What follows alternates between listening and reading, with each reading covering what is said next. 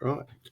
Kia ora, everybody. I'm Bill Frith from the Living Streets Executive, and I'm chairing this session on walkable streets. It features presentations from Vida Christeller, Peter McGlashan, and Sam Hood.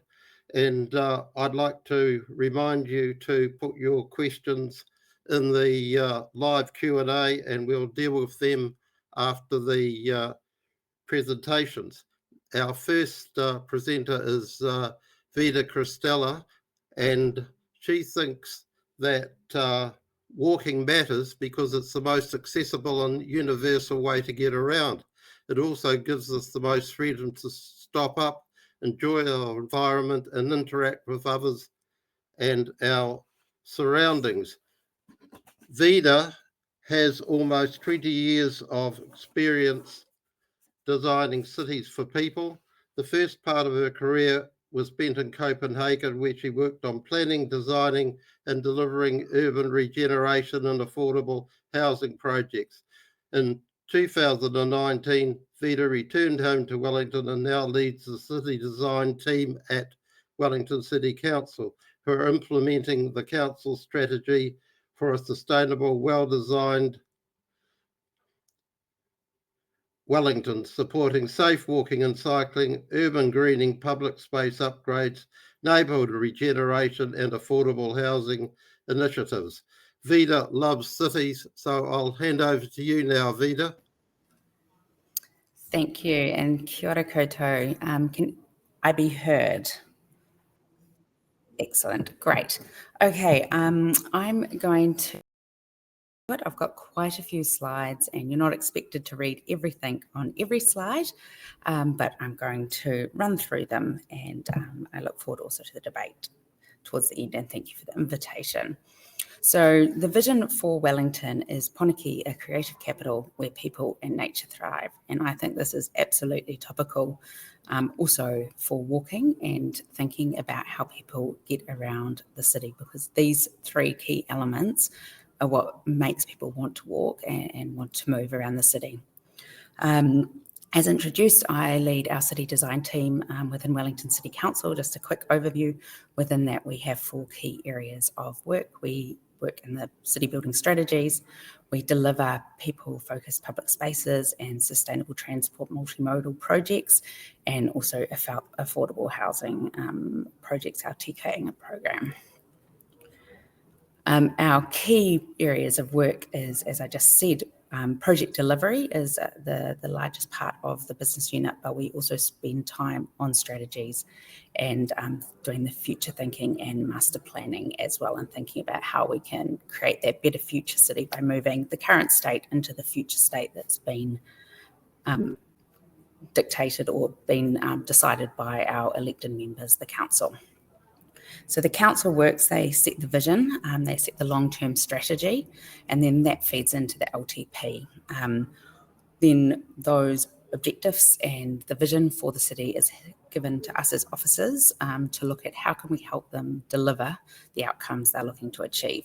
For Wellington, we've been focusing a little bit on the central city in the last few years and trying to understand how that vision can become a reality in one of the suburbs, one of the 2 suburbs, which is currently growing and which we're seeing quite a change in people who are living and using that area. And when you think about the central city, around 50% of the ground area or the real estate is streets and public space. And so it's really important as the city develops and changes and densifies that we're also thinking about how we connect that in a meaningful way so that people can live and work and spend time in a really attractive place where it's easy to get around and people feel safe and can enjoy the outdoor areas. At a high level, we've got our spatial plan, which sets out these 6 goals for the city, and they also form a really key part of all of the work that we do and relate into that strategy. One of the key ones, of course, is connected or inclusive and connected, and the sustainable transport hierarchy, which you can see on the right, where walking, cycling and micromobility really sit at the top there along with public transport.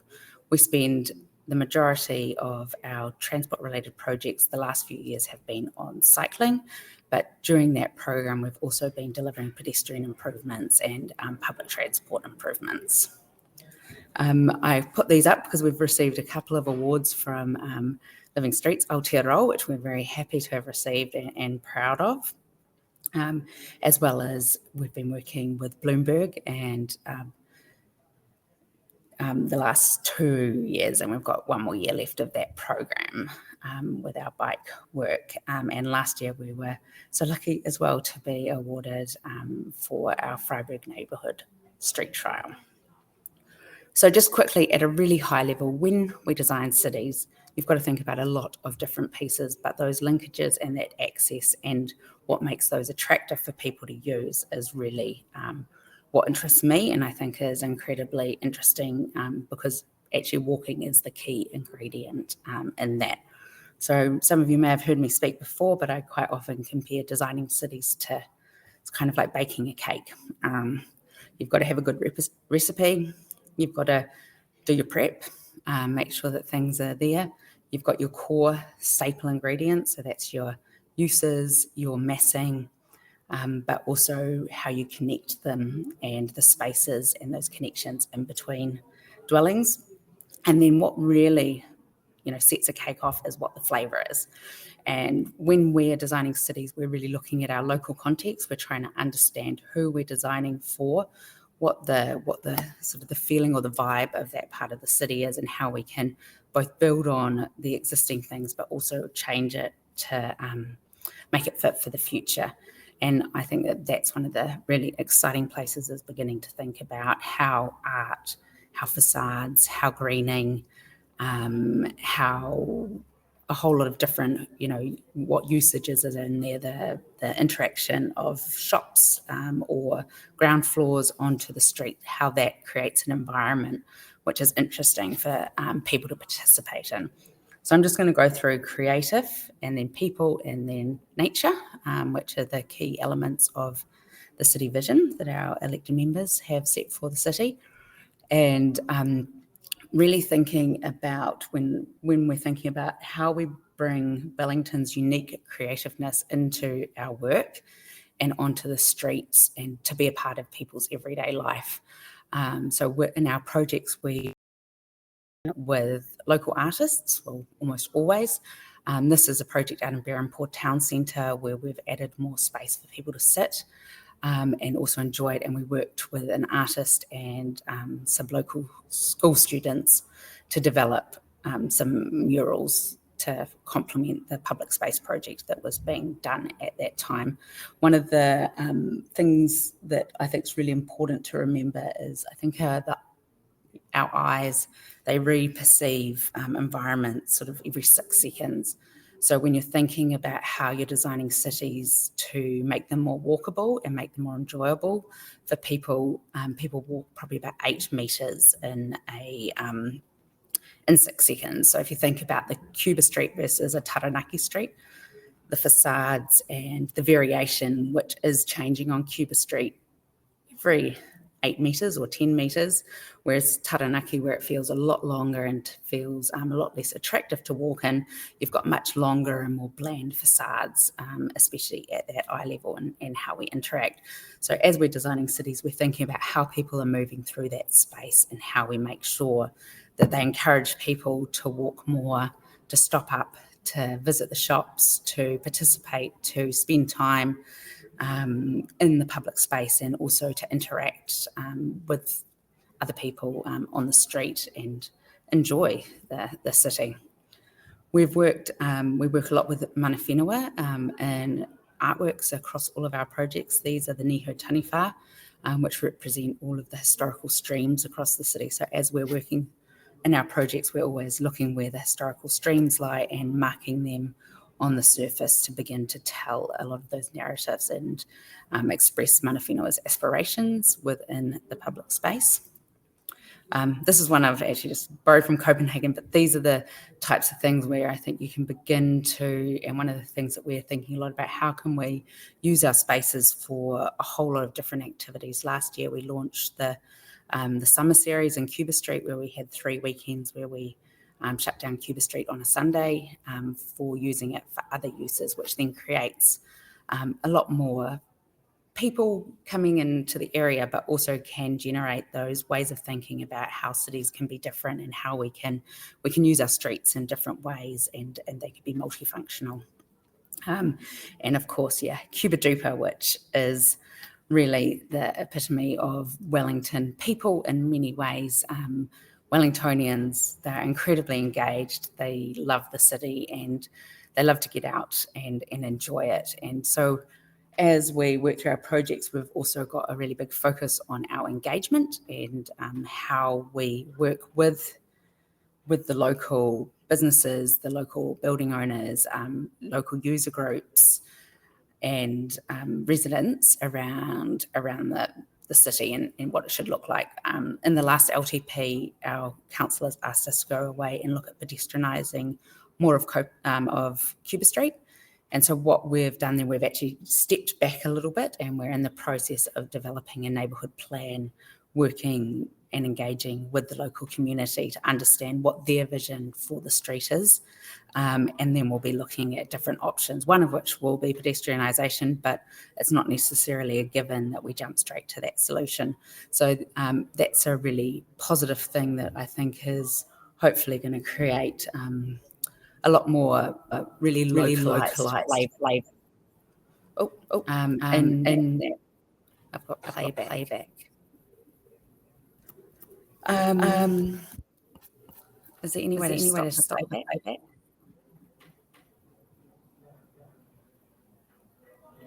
So one of the okay.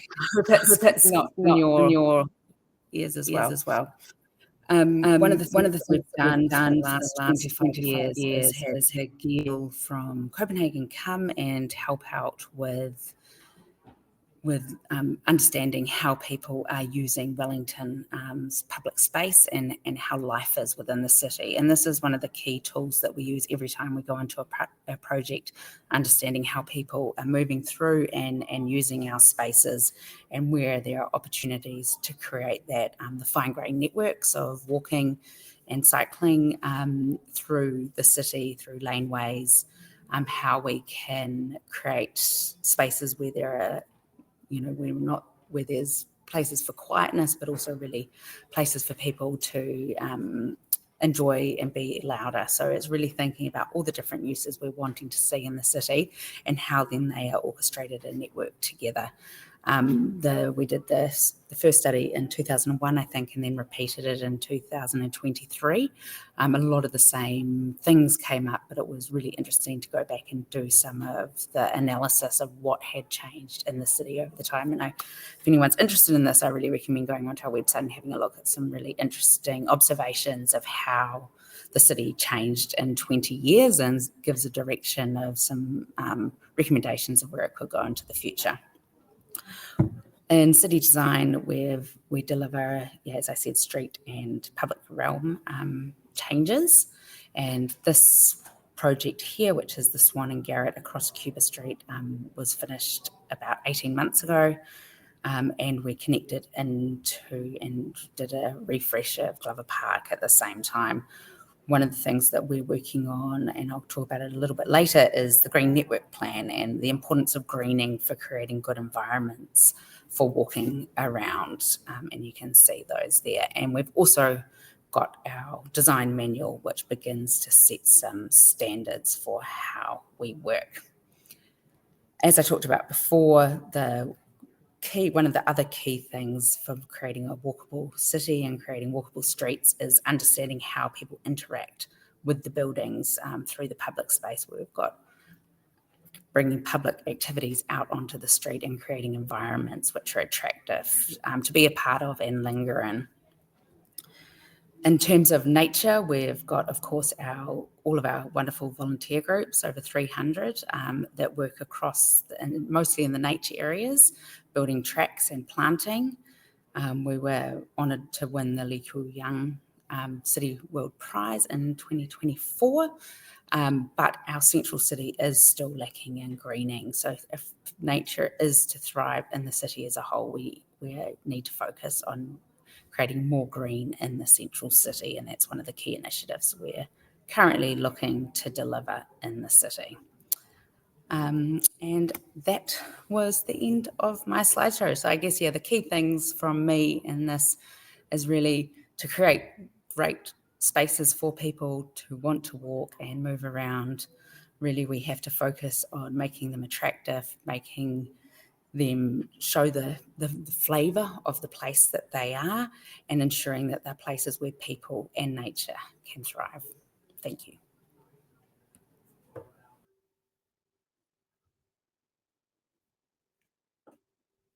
Right. Our next speaker is Peter McGlashan, who thinks walking matters because it provides a freedom of movement and thought that introduces us to new spaces and opportunities.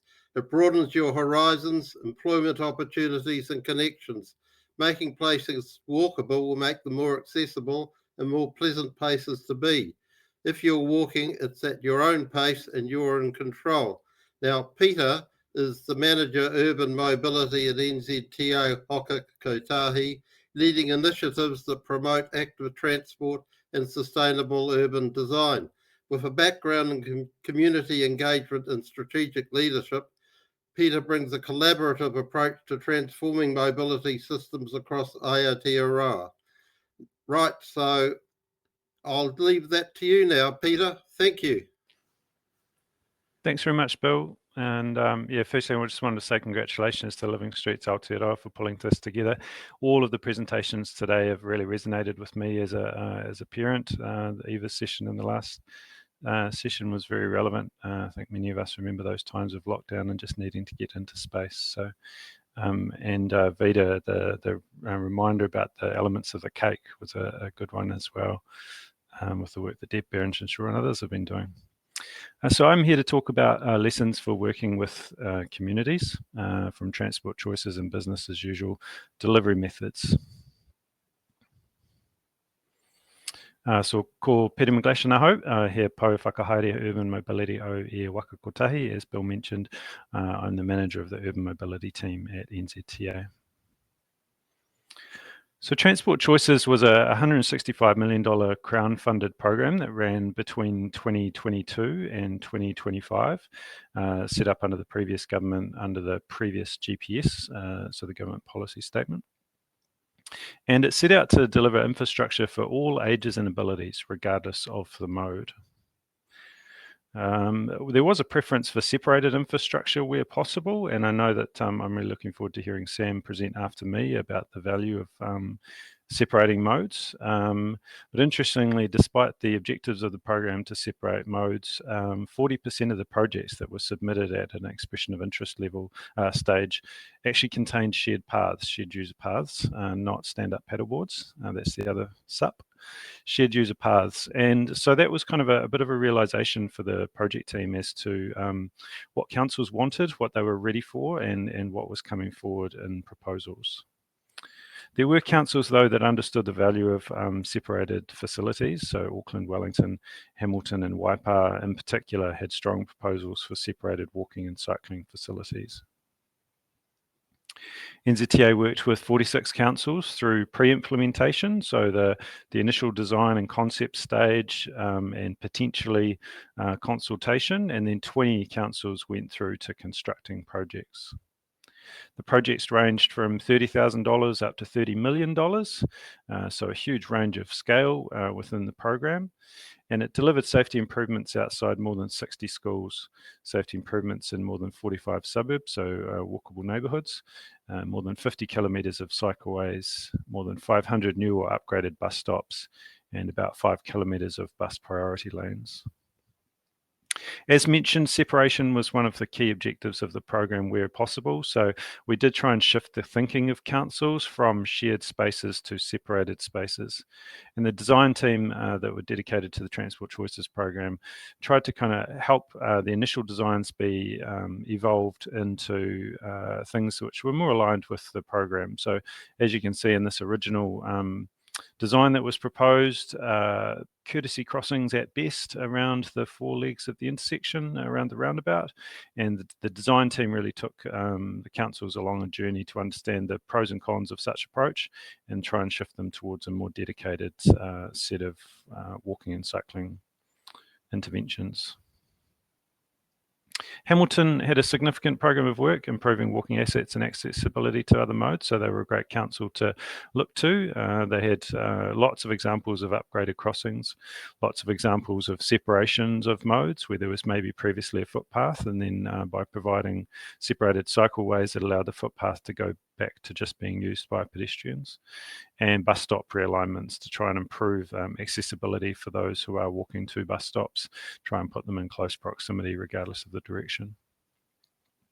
Hayes Paddock in Hamilton is another really interesting example, a project that really is a good example of communities and advocacy groups working with a long-term plan. So this is what Hayes Paddock, the intersection between Jellicoe Drive and Plunkett Terrace, looks like in the past.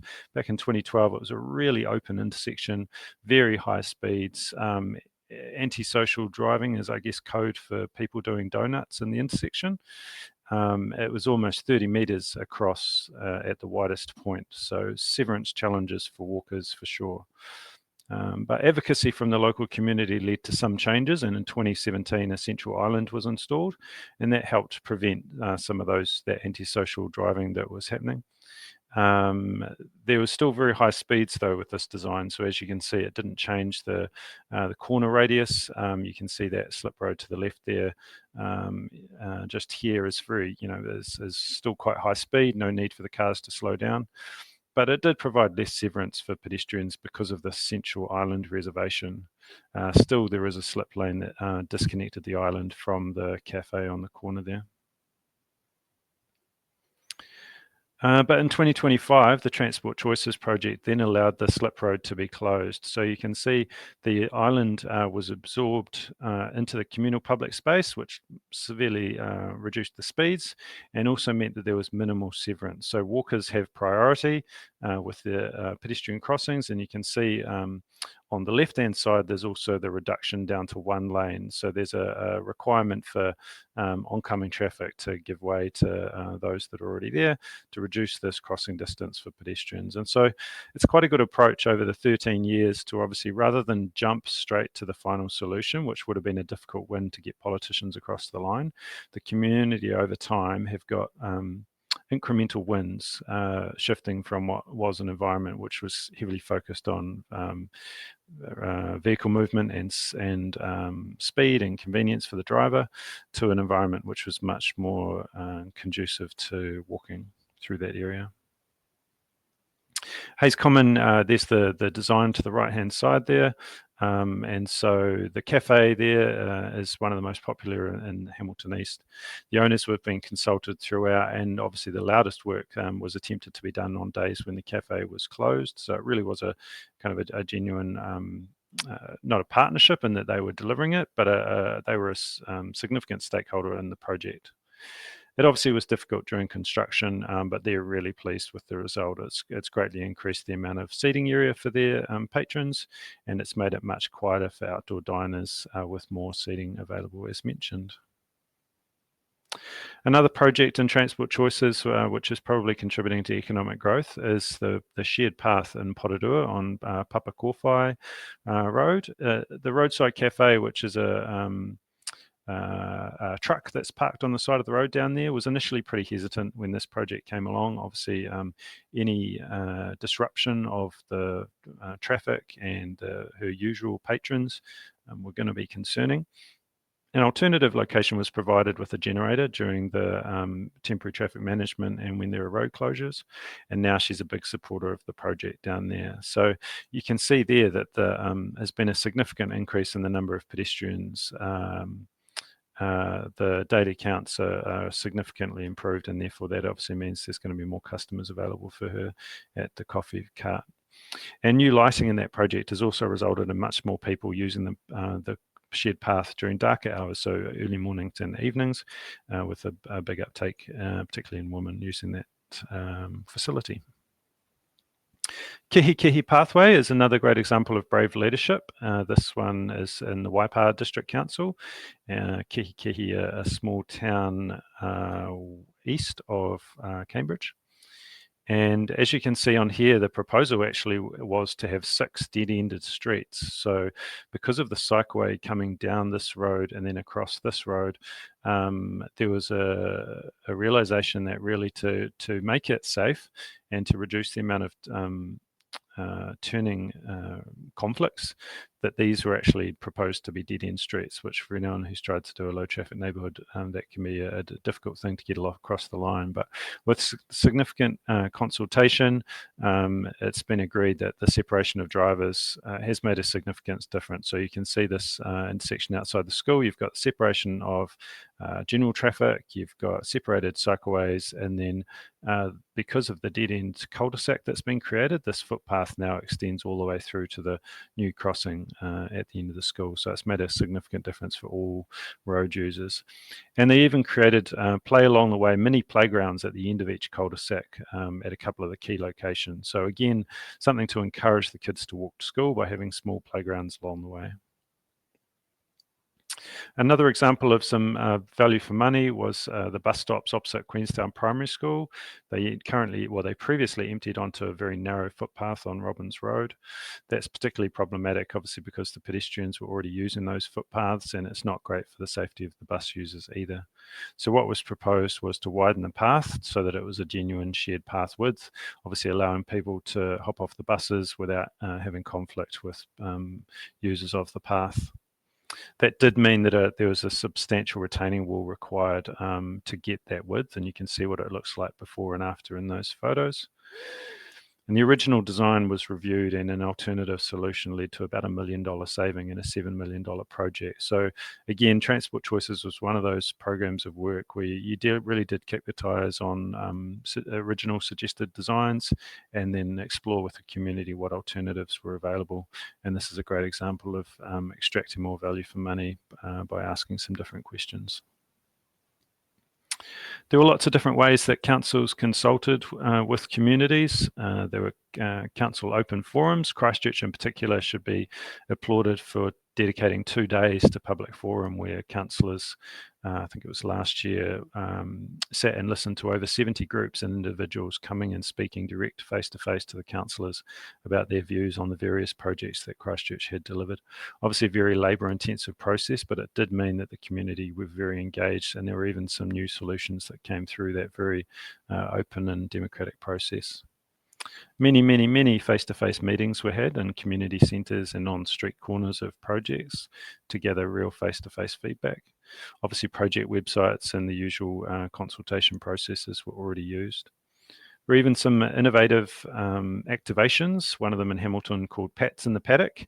Even though there's quite a few bikes in there, it was primarily about getting people, pet owners in particular, to come along and hear about the new transport, hear about the shared path, hear about the improved access to the cafe, Hayes Common, but also to have a conversation about responsible walking with dogs on leads.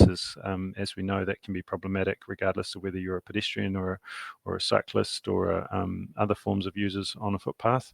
And so it was a great way to reach people who wouldn't traditionally be involved in these types of feedback sessions, and the usual media coverage from proactive and reactive responses. So probably in preparation for Sam's conversation and a message for walking advocates, it's really important that you have an understanding of where councils are on their journey to find out where is walking wanted. Do you get a sense that the councils have an understanding of the benefits of separation and how support for it builds over time? Many of the councils, as we said, looked for shared paths to start with. Do they understand how to navigate compromises and have those conversations with communities? It takes quite a mature, robust comms team at a council to be able to articulate the trade-offs in space, funding and time that the transition from shared path to separated can offer. What efforts are in place to affect behaviour change? Is there signage on shared paths that could maybe talk about sharing responsibly? Do they understand good design? Have they run education programs and having messages in internal media? And what else do they have in place that they can help with the transition? Do they understand that shared paths can actually just be the first step towards a more inclusive design? Shared paths can actually become separated paths. And while councils may initially think they want shared paths, hopefully over time they can get to a place where the modes can be separated. Just a video to finish. Really, the key message is if we make it easier for kids to walk to school, it's the best way to create the next generation of walking champions. So this is from Kihikihi. It just shows all of those different elements coming together to encourage more kids to walk home from school. And finally, the final quote, the only one I could really think of, which whakatauki, which connects into walking, but one that really resonates in this situation. Kia whakatau muri te haere whakamua. I walk backwards into the future with my eyes fixed on the past. This was a session about lessons learnt from a program which is in the past, but there's no reason why those lessons can't be carried on into the future. Kia ora. Thanks very much, Peter. As a former road safety engineer, it's really good to see that road safety engineering works are considering pedestrians as an integral part of road safety. Now we're going on to Sam, and Sam considers that walking matters because walking is the most basic and universal mode of transport. Unlike other modes, walking doesn't require money, education, equipment, or much concentration. We need to protect these key freedoms that only walking can offer by ensuring it has safe, separated, continuous, comfortable, and prioritised space. And Sam is an experienced transport engineer, specialising in designing safe, efficient, and legible multi-mode streets. His expertise spans the full project lifecycle, from strategic planning and community engagement to detailed design, including project management. So I'll hand it over to you now, Sam. Okay, hi everyone. This follows on quite well from Peter's presentation. I've been really impressed with what the Transport Choices program has delivered. It's some amazing infrastructure all around the country. So today I'm here to talk about the case for separated footpaths. We hear a lot of advocacy for cycleways and for separated cycleways, but we hear far less about the importance of the other side of that, which is making sure that people walking have separated footpaths. So I'm going to cover 4 components today. The first one is, why is walking important? And then I'm going to go into some challenges with walking on shared paths. And then I'm going to talk about other options for where we can put cyclists aside from shared paths. And then finally, talk about getting intersections right, because they're really important. So onto that first one. I'm going to quote Auckland Transport's design manual a few times in here because I really like it as a set of guidance and standards. It's got some really good stuff in it. It introduces walking with, it's the most accessible, affordable, and equitable form of transport. This implies that people on foot are given consideration first in street design. So why does it place this importance on walking? A few points, and some of these were covered in what was just introduced before about me. You don't need anything like a bike, a car, or money to walk. The second one is that walking is the ultimate human scale transport. So all other transport options require moving faster than humans were really designed to. We have to make up for that with sharp perception, education, and all other modes are far more mentally taxing to use than walking because of that. And finally, walking is part of so many trips, it's often a necessary part of getting to or from public transport or a car. So on to some of the challenges with shared paths. This 2022 NZTA report on perceptions of walking and cycling found that people feel really unsafe sharing a path with bikes and scooters. The only thing that was found to feel less safe was walking at night. What are some of the issues which contribute to this perception of danger? Let's cover 4 of them. First, we've got the risk of being hit. Cycles are quick, so if you're hit, it's more likely to be serious. And they require more time and space to stop, which increases the probability you will have a crash. And because they're quick, there's little reaction time if someone pops out around a blind corner. Pedestrians and cycles travel at really different speeds. There will be a lot of overtaking because of this. There's a lot of conflicts. There's this guide deciding for cycle traffic. and it demonstrates that there's really no overlap between cycle and walking speeds. These modes are basically incompatible in each other's space, and that's what causes so many of our problems. Thirdly, cycles approach swiftly and silently. You often don't know they're coming, exacerbated if you're unsteady on your feet or you have a vision or hearing impairment. And separate to risk, there's also the perception of risk. All of these concerns make people feel uncomfortable about going out, and if they do, it makes walking less pleasant, relaxing, or enjoyable. Being the most accessible mode in society, this can contribute to trips not made and people losing their independence. A common counter-argument is that very few people cycle or ride scooters anyway, so sharing isn't too bad in many places. Many of our cities are starting to connect up cycleways into consistent networks, and where this is being achieved, cycling is growing rapidly. This is a normal weekday time lapse on Ian McKinnon Drive in Auckland, which carries about 500 people per hour at peak times. And it's growing. This is a separated cycleway, but all these people in the video are fed into a shared path just around the corner from here. And with little control in place, they splay out to fill the space. It gets busier than in this photo. I've seen it where people can't walk even around the corner to the left because there's so many bikes and scooters waiting. But the real issue is when this light goes green and this wall of cycles is unleashed. Imagine trying to walk against all these people accelerating in different directions. The good news is this intersection is being upgraded with more space and separation at the moment, but there's many more. So, are shared paths okay anywhere as a compromise? AT's design standards offer some clear guidance here too. A shared path is not an approved type and can only be used where the number of cyclists and pedestrians are low enough to avoid frequent conflict. Let's talk about why AT has this firm stance. Firstly, shared paths are always a compromise for many less abled people.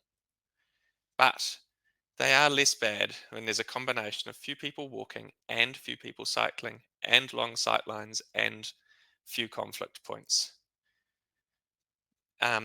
That means that compared to on many streets, this makes them less of a bad option. It's still not ideal. For some cases, being off-road routes or rural routes, they might be less of a bad option. But we do have to be really, really careful. We have to design for change.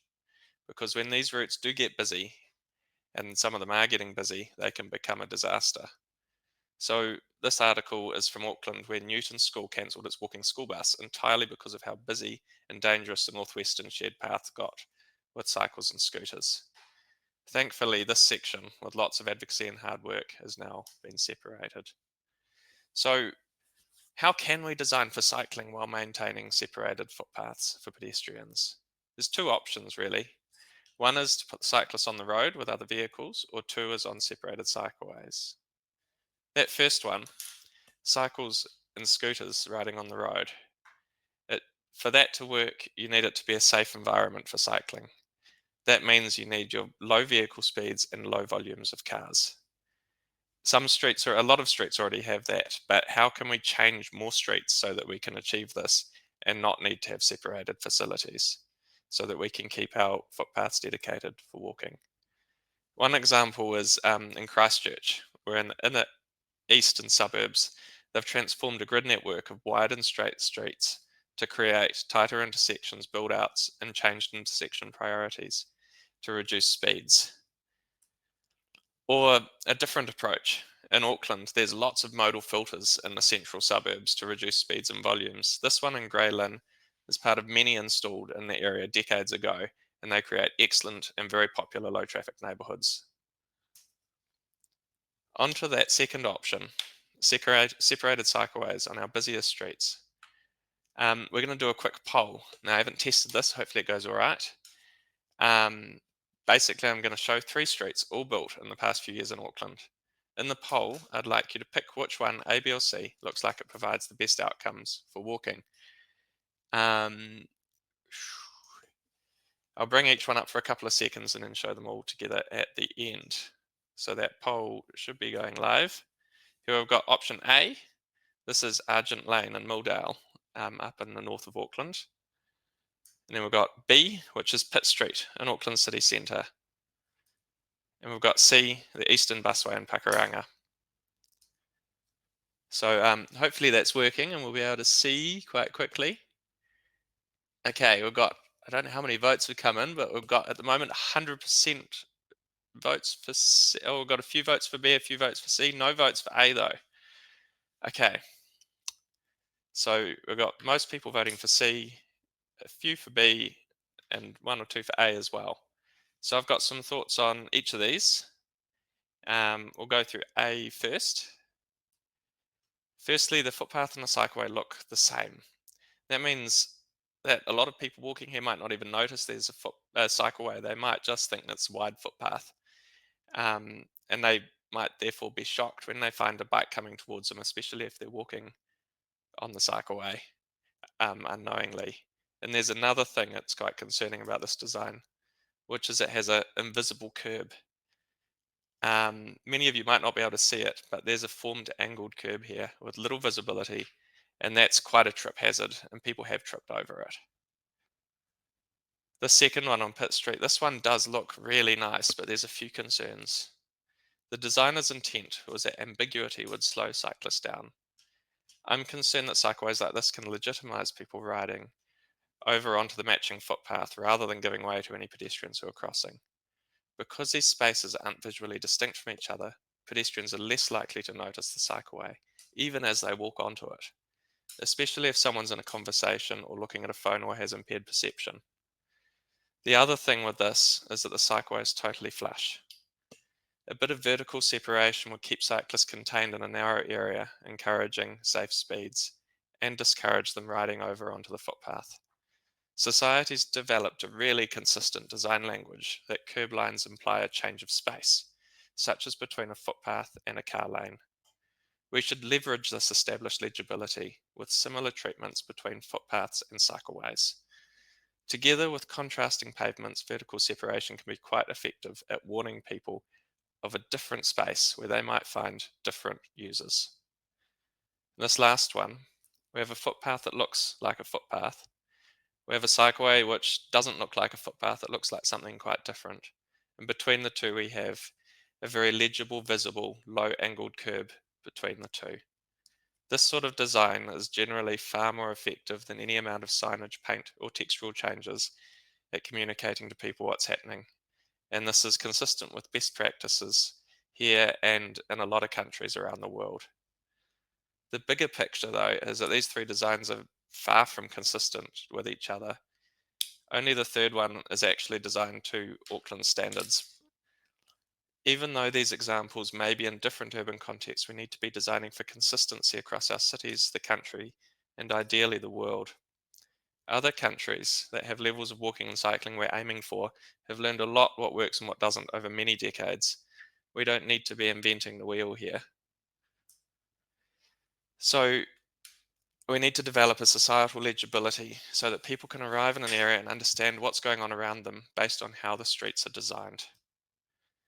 In our last section, intersections are arguably the most important to get separation right on. There's a combination of conflict points, complex movements, and bad sightlines, but so often designs miss this importance. Even current major projects like this, the busy Carrington Road in Auckland, have designs which have separated walking and cycling through mid-block, shown on the edges here in blue and green arrows, but then switch to shared paths around the intersections. This means cyclists and pedestrians are forced to interact in one of the most complex parts of the environment. Plus, cyclists have a big wide path available, extending really close to the boundary. The desire line will be to do a big high-speed arc as close to the blind corner as they can. In this case, as with many, there's actually a lot of space to get this right. This main path on Carrington Road is shown to be 6.5 meters wide. We've sketched up this alternative, which keeps cycles away from the blind corner with a tighter, slower turn in a more constrained space, vertically and horizontally separated from pedestrians. And pedestrians get their own safe, dedicated, separated footpaths. Another benefit over shared paths is that we can design for pedestrians to have priority over cyclists at all the crossings. As in that quote right at the start, walking should be prioritised. The shared path can't do that. Separation can also encourage cyclists to stay orderly and contained in a line, which is really different to this shared path that we covered earlier. But despite all these benefits, standards, and best practices, we're still often seeing concerning elements in designs. A couple of other major examples are Cameron Road in Tauranga and parts of the Golden Mile project in Wellington. So some conclusions. Separated footpaths are really important for walking, especially for many less abled people. Secondly, we need to push for design consistency so that our streets are legible for users, and we need to communicate this importance really well, especially now that cycling and scootering is getting busier. And we can't give up at intersections. The industry really needs upskilling on the issues that such designs cause. That's it. Thank you for listening. Right, and thank you very much, Sam, for a very interesting presentation. And while we're on shared path, something that's very relevant is under a safe system, the closing speed for vehicles hitting pedestrians, at which one can expect fatalities, is 30 kilometres an hour. With cyclists and pedestrians, it's 10 kilometres an hour. And that's because the dynamics of the way cyclists can hit pedestrians can propel their heads into the pavement. So they get killed not directly by the cycle, but by the pavement. Now we're got a quarter of an hour to go for questions. So we've got these questions on the chat, and I'm just finding them.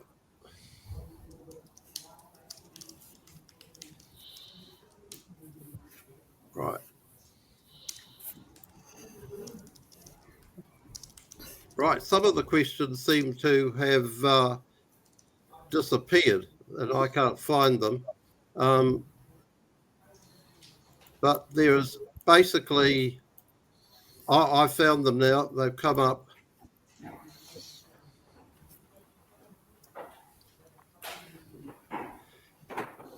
There's a person talking about the problems not being cycles or but an overdose of car dependency and car dependent development across the country.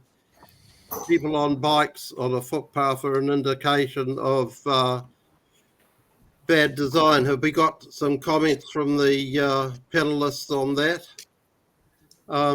We start with you, Vida. I'm probably going to be a bit of a black sheep in this room because I'm quite surprised and find it very interesting that that we're sort of focused in this session on how I guess fighting almost and conflict. And I think it's probably a little bit of the sign of the times where everyone's feeling pressured, post-COVID, cost of living crisis, all these other things. And the world's changing so rapidly. And it's really, really difficult in those situations to not have our natural human instinct of fight or flight come in. But I think it really needs to be lifted up. Walking isn't about if you walk or you cycle. I think it's more of a talking about what makes spaces good for walking, because Ben, I think that sea looked horrible. I wouldn't want to walk along there. I'd get in my car and drive my kids to school because it's a really thin footpath. It looks like it's in between a whole lot of houses that are these 500 square metre houses in suburbia. What makes a good sustainable future for us is changing the way that we live in our cities and we move around our cities, and that's densifying. It's creating spaces where we've got vibrancy, we've got liveliness. I absolutely agree, especially around schools and things. We want to have those really clear spaces so that it's safe for people. But I don't think that pitting cycling and walking against each other is a great way to promote walking. So yeah, I guess that's probably just me doing a little rant around what I kind of am feeling after this session. Right. Any comments from you, Peter or Sam? That's a really good point about that option C in the poll there, Vida. I wasn't really thinking about the broader context of what's happening with the cars on one side and the low density suburbia on the other side. And there's a lot of features like not having street trees and all of that. I was mainly thinking about the arrangement of the walking and cycling. I just don't. I agree with you that. Sorry. Oh no, I was just thinking walking's not transport, it's living, it's experiencing space. You know, we've moved it into this transport terminologies.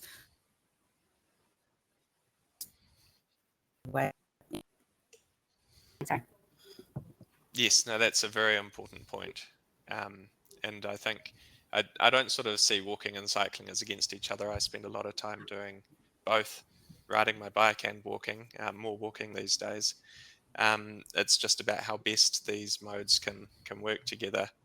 And often the sorts of things that I notice are designs where there is actually plenty of space to do it right, and to have separation, but it's not done, even though there's a space, and you don't need to compromise any other aspect to make it.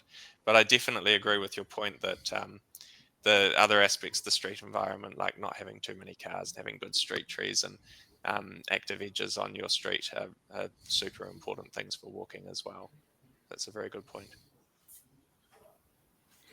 Yeah, there's definitely a chicken and egg part of this conversation. I see a couple of questions from Alex as well. Obviously, reducing car dependency is, these things are all macro and micro, and I think the conversations that we've been having in our presentation was about the delivery of infrastructure and trying to take maybe councils or the community on the journey of thinking that a shared path is the solution, when actually that's just because they haven't used a shared path and then realize what the downsides of the shared paths are. And I think, to Sam's points, there's a level of maturity which Auckland is getting to, but it's taken the pain points of the busy Northwestern and the conflicts and injuries and dealing with the sprawl, dealing with the fact that Auckland being a narrow isthmus means that the city is, continues to go outwards. So I think there is always, I guess anyone working in this space would have aspirations to reduce car dependency so that we can live closer to where we want to eat, work and live. And the conversation here is about, what do those neighbourhoods need to look like? I think in Auckland in particular, we're seeing a lot of new housing developments which have integrated walking and cycling, and yet because they are so far away from employment and shops and schools, they are seen as a frill when actually they are the bedrock of setting up a really healthy neighbourhood. Walton Forest was mentioned earlier in the day, the efforts that went in there to make sure that the whole town is seen as a system, and the interplay between all of these contact points is considered, because to Sam's point, shared paths at intersections is just a bit of a cop-out to sort of get to the tricky part of the problem and oversimplify the solution. Right. Now we've got a question from Kelly McGilvray about dealing with the maintenance of creative works, which has been something I've wondered about. So have you got something to say about this, Vida? Yeah, I think so. One of the key things when we do our projects is we do think about that end state. And so, for example, murals, we generally say they have a 10-year life where we've got maintenance built in, but then there has to be a decision about if they stay and be repainted or if they get replaced or if they get removed. But it's definitely an area we're slowly becoming more and more mature in, as we're working through some of our, we've been introducing a lot of murals and a lot of tactical urbanism projects in the last few years, especially post-COVID, but also just generally it's been a trend across the world to try and activate spaces and begin to think about how they could be different and more future-proofed generally. So it's definitely one of the challenges, and also when you get changes in budget allocations. But it's absolutely something we work really closely with our maintenance teams on from day one of the conception of the. Right. Thank you, Vida. I'll throw in a chairman's prerogative question this time. I've been doing a bit of work on demography, and I'm conscious that at the moment New Zealand's got about 400,000 people 75 plus, and by 2063 they'll have about 1 million, depending on what sort of forecasting method you use. Now, there'll be quite a few of these people who like to walk, but they won't be able to get to the places where they like to walk, and where the city designers have made it pleasant for walking for people of that age on buses or on scooters or on cycles or anything like that. So how are we going to facilitate them getting there by car so that they can make use of the pleasant facilities we're producing? Sounded like a rhetorical question, Bill, because you included the mode of transport to get to the destination. I thought you were going to say, how can we make it easier for them to catch buses to places to walk? So yeah, I'd love the buses to be easier to catch, but even if we make the buses significantly easier to catch, there'll be quite a significant number of people who still can't catch the bus. yeah, no, I agree. And that's definitely something that came through with Transport Choices, where it was a program of work that dealt with the large councils that had PT networks, and then dealing with councils like the My Way project in Timaru, which was an on-demand service. Wanganui saw huge growth in their PT network, but some of these towns are starting from zero. Many of the towns that we worked with, like Woodville, didn't have a footpath. It's not about widening a footpath if you don't have a footpath. It's a completely different conversation. And I think that's why many of the smaller jump straight into shared paths as the preferred first cab off the rank, because they didn't have any experience of what a separated path could look like. So they just assumed that a shared path would be a good fit for everyone. And so it was kind of an entrance conversation. But the hope of sessions like this and the work that Sam and others and Vida are doing around the country is you can start to kind of take people on the journey of shared paths will offer you this, but actually if that shared path is successful, it's going to bring you more headaches than if you had just started with a separated path from the beginning. So there's a level of maturity in the New Zealand transport, and it goes from the politicians through to the council, to the public. It's a three-legged stool, and all parts need to be ready at the same time, which goes back to Vida's cake analogy. Yeah, it's how we design our cities, really. The fact that you can't just walk, there's not somewhere attractive to walk just outside your door, is really, really sad that we live in these societies where you're sort of isolated in these islands, and how can we design better cities and better villages, because it doesn't need to be at a city scale, so that we're bringing back some of those really great things actually when you to the point of looking backwards. Some of the really key things for social interaction is about, for people that are maybe getting older and getting more lonely, is being able to go out and interact with their local community. In Italy, you see people wandering the streets, going down to the local square at night. And that's where I think also some of these mixed use of streets is really interesting if you close them off at night. For example, in the evening for the evening promenade. You know, there's lots of really innovative ways that we can begin to think about that and create our connections in our community again. Right, we've now finished our time, and it's been a very interesting session to me, with the different aspects of walking that the different presenters have come up with today. So I'd like to thank our three presenters, and look forward for the same quality for the rest of the day. Thank you. Thank you. Thanks.